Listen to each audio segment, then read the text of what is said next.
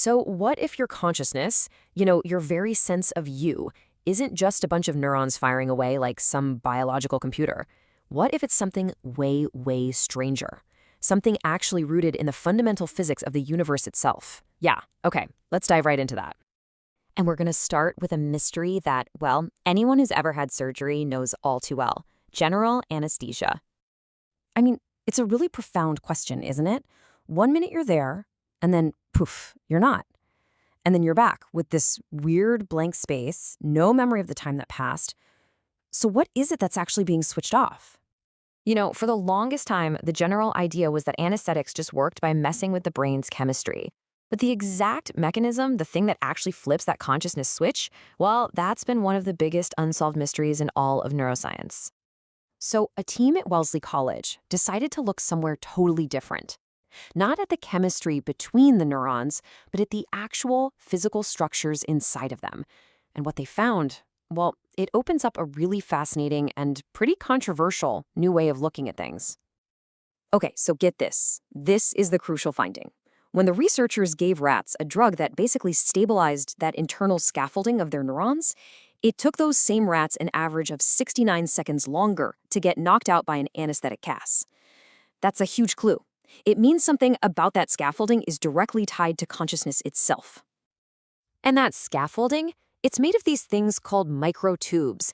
They're basically tiny little protein tubes that give our cells their shape. But what if they do a lot more than that? What if they're the source of that quantum ghost in the machine? All right, so this is where our story takes a really sharp turn. We're leaving mainstream neuroscience behind for a minute and heading straight into the super strange world of quantum mechanics. So the core idea here is that consciousness isn't something our brain creates from scratch, like a computer running software. Instead, the theory says consciousness is a fundamental part of the universe itself, and our brains have just evolved a way to access it using quantum mechanics. And look, this isn't some brand new idea. It's actually been developed for decades by two really big names: the famous physicist Sir Roger Penrose and an anesthesiologist named Stuart Hameroff. And their combined theory has a name: Orch OR. So how is this all supposed to work? Well, it all comes back to those microtubules we were just talking about. See, according to the Orch OR theory, microtubules aren't just there to hold the cell's shape. No. Their unique crystal-like structure supposedly makes them the perfect place to host really delicate quantum processes. They're basically acting as the brain's quantum computers. Okay, so here's the core mechanic. The little proteins that actually build the wall of the microtubule, they're called tubulin, are supposed to act like quantum bits, qubits. And what that means is they can exist not just in one state or another, but in a weird quantum state of being in both states at the very same time. That's superposition. So the theory lays out this 4-step process for literally every single moment of consciousness. Step 1, the tubulins enter that quantum superposition state, doing all of this, let's call it pre-conscious thinking. Step 2, that quantum state gets bigger and bigger until it hits a specific threshold that Penrose worked out. Step 3, it just collapses into one single definite state. And step 4, that collapse is the moment of you being aware. Our entire stream of consciousness is just a super fast, rapid-fire sequence of these little collapses, one after the other. Okay. I mean, that's a wild idea, right? It's fascinating, but what does the mainstream scientific community think about all this? Well, let's just say they are not convinced, not at all. This quote here from a discussion between neuroscientists on Reddit pretty much sums up how most of them feel. The opposition isn't just, I'm skeptical. It's often an outright dismissal, calling the whole thing just not serious science. And look, they have some pretty strong reasons for feeling this way. The biggest one, the brain is just the wrong kind of place for these delicate quantum effects. It's too warm, wet, and noisy, as they say.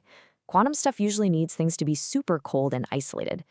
Critics also point out there's just no real proof that microtubules have anything to do with thinking. And honestly, the standard model that consciousness just pops out from all the complex neuron firings is a way simpler explanation. This is kind of a classic story in the history of science. People point to geniuses like Isaac Newton, who spent tons of time on alchemy, or Linus Pauling, who got obsessed with vitamin C. The point they're making is that even a certified genius like Roger Penrose can get it wrong, especially when they step outside of their main area of expertise. Okay, so Orcs OR is definitely out on the scientific fringe. But the story doesn't just end there.